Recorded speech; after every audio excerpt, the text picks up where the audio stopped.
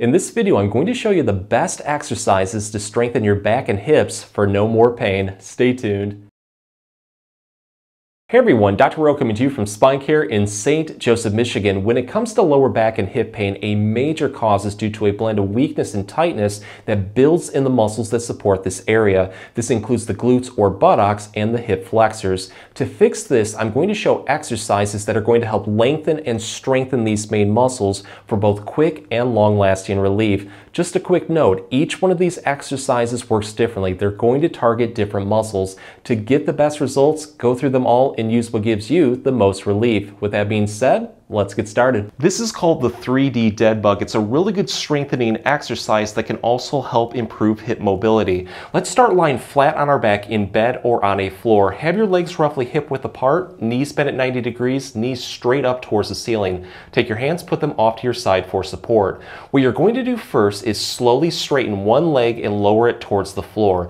But don't let it touch. Get it as close as possible and just let it hover. You're going to feel a ton of muscles start to fire in the core, lower back, around your buttocks, and also towards the front of your leg, targeting the hip flexors. Huge instigator of both lower back and hip pain. Let's hold this comfortably for 3 to 5 seconds. You're going to relax, take a breather, and then repeat this on the other side. Just do this nice and slowly for about 5 to 10 repetitions on both sides. And afterwards, see how you feel. If it feels like you have a little bit more energy, always challenge yourself by throwing in another set or two. But let's take this one to the next level and focus a little bit more on hip rotation. That is taking the leg outward and inward like this. So what we can do is lower one leg downward, let it hover, and now turn our foot inward as much as we can until we feel the muscles around the hip start to fire. This puts the hip into internal rotation.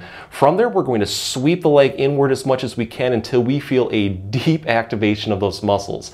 Let's try to hold this for about 3 to 5 seconds. Relax, take a breather. On the next repetition though, we're going to focus on external rotation. So let's lower that leg back downward, turn our foot outward as much as we can, and then sweep it out like this. Hits the muscles a little bit differently. From there, you're just going to relax and then repeat this on the other side. What I would do is try to go through all of these positions and throw in about 5 repetitions on both sides. But you're probably going to notice that one certain position, like for me when I turn my foot inward and sweep it off, or I should say inward on the left, on my left side, it just feels like it's the weakest, or there's just a lot of tightness or achiness with that position. At that point, I treat it like my weak link, and I like to throw a couple more repetitions in to make sure it feels like I got a really good workout or everything is nice and loose. This is called the sideline leg raiser. We're going to start lying on our side, and with this one I always like to target the most tight or painful side first. So let's say that we have a lot of right-sided hip and lower back pain. You're going to have your body nice and straight and support your head with your hand just like this. Your knees are going to be bent roughly at 90 degrees and have them a little bit forward from your body, and put your feet together. From here, you're going to take this top knee and you're just going to press it or wing it upward towards the ceiling until you feel a really deep activation of the muscles around the hip. This would include the glutes or the buttocks. Hold this comfortably for about 3 to 5 seconds, and then you're going to slowly release it and lower your leg back down. But resist against your leg weight going up and also down to target the muscles in both directions. I like to do this about 5 to 10 times, and with each repetition, just try to build into it a little bit more.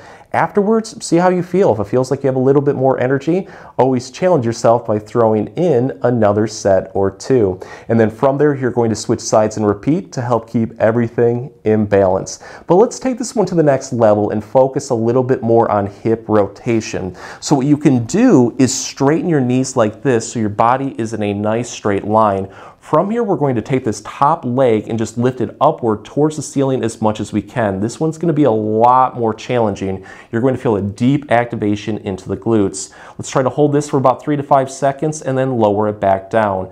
But on the next repetition, what we're going to do as we raise our leg, we're going to turn our foot inward like this as much as we can, putting our hip into internal rotation. It's a little bit more tricky. Hold that. Release it, and then on the next repetition, we're going to focus on external rotation by taking our foot outward like this. I try to do all of these movements at least 5 times, but if you do notice that one certain position, like when I go into internal rotation like this, it just feels like it's a little bit more weak, tight, or achy. At that point, I like to throw a couple more repetitions in to make sure I got a really good workout. But again, whatever you do on one side, always do on the other to help keep everything in balance. This is called hip clocks, and all we're going to need is something sturdy to grab onto, like a chair, countertop, or a desk. We're going to start by placing all of our body weight on the foot closest to whatever we're grabbing. The other leg goes straight, toes pointed towards the floor. Now we're going to treat these positions like a time on a clock. So let's start at 12 o'clock. We're going to slowly raise our foot and leg upward towards the ceiling as much as we can until we feel a deep activation in the muscles on top of our thigh, including the hip flexors, but you should also feel it around the hip, targeting the buttocks into the lower back. Let's hold this comfortably for 3 to 5 seconds, release it, take a breather. On the next repetition, we're going to swing our foot a little bit outward, going more towards 12:30 or 1 o'clock, and then we're going to repeat. You're going to notice it hits the muscles a little bit differently, so experiment with as many different times as possible, working towards 3 o'clock, 4 o'clock, even towards 6 o'clock. When you do this, you're going to notice that one certain position is just the most challenging. Maybe there's a lot of weakness, tightness, or achiness. At that point, treat it like your weak link and throw more repetitions in until everything loosens up, or it feels like you got a really good workout. And if you want to take this one to the next level, you can focus on adding in some hip rotation. So let's go back to that original weak link spot. For me, it's about 2 o'clock. At that point, I'm going to turn my foot inward as much as I can and then raise my foot upward. Definitely a lot more challenging. You can also focus on external rotation by turning your foot outward, but experiment with as many different positions and movements as possible and focus on the ones that need a little more attention. Just remember though, whatever you do on one side, always do on the other to help keep everything in balance. This is called the bird dog hydrant. We're going to start on a floor on all fours like this. Have your hands shoulder width apart, knees hip width apart. What you want to do first is take the top of one side's foot and slide it away from you as much as you can while pointing your toes away at the same time. As you slide your foot away, you're going to feel a deep stretch form in your calf muscles that works into your thigh, towards the hip, into the lower back. Once you feel it in the lower back, you're going to hold this and now slowly raise your leg upward so it's roughly in line with your body. You're going to feel a ton of muscles start to fire across the core, working into the back, into the hip, all the way down towards your toes. Let's hold this comfortably for about 3 to 5 seconds and then relax. And then you're just going to repeat it on the other side. Do this nice and slowly for about 5 to 10 repetitions. And with each repetition, try to build into it just a little bit more. But if you would like to take this one to the next level, this is what you can do. So what you're going to do is just build back into that original position, hold that, and now release it by bending your knee at 90 degrees and letting your knee hover above the floor. At this point, you're now going to swing your whole body upward like this, so your knee is just being raised towards the ceiling. Now you know why we call this one the hydrant. But you're going to feel a deep activation of the muscles around the hip working into the lower back. Try to hold this for about 3 to 5 seconds. You're going to release it and then repeat this on the other side. I like to do this as a nice fluid movement on both sides for about 5 to 10 repetitions. And with each repetition, just building into it a little bit more. Afterwards though, see how you feel. If it feels like you have a little bit more energy, always challenge yourself by throwing in another set or 2. This is called the Clamshell Bridge. What we're going to do is lie flat on our back in bed or on a floor.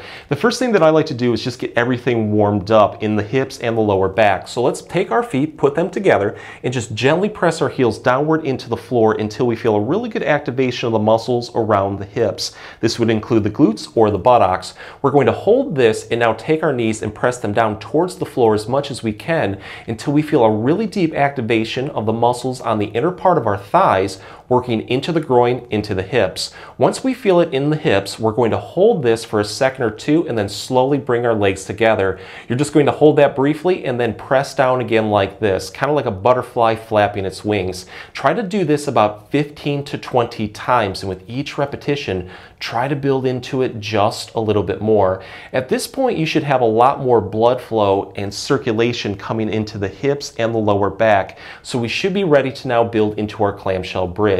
What we're going to do is now press our knees downward as much as we can, feel that initial stretch on the inner part of our thighs into the hips, we're going to hold this and now lightly brace our core muscles. It's kind of like when somebody pokes you in your stomach, how you tense up, drawing your belly button towards your spine. Just hold that lightly. It will help protect your back. I also like to squeeze my butt cheeks to engage the glutes, and then from here, we're just going to lift our hips straight up towards the ceiling till our body roughly is in a straight line from our knees to our hips to our shoulders. If you're unable to get into this position because of weakness or pain, like you can only go up an inch or two, do the best you can. Hopefully over time you'll be able to get into this position, but you're going to feel a ton of muscles start to fire across the core, lower back, across the glutes, into your hamstrings on the back of your legs. Let's hold this for about 5 seconds. You're going to release it and then repeat this 5 to 10 times. And with each repetition, try to build into it just a little bit more.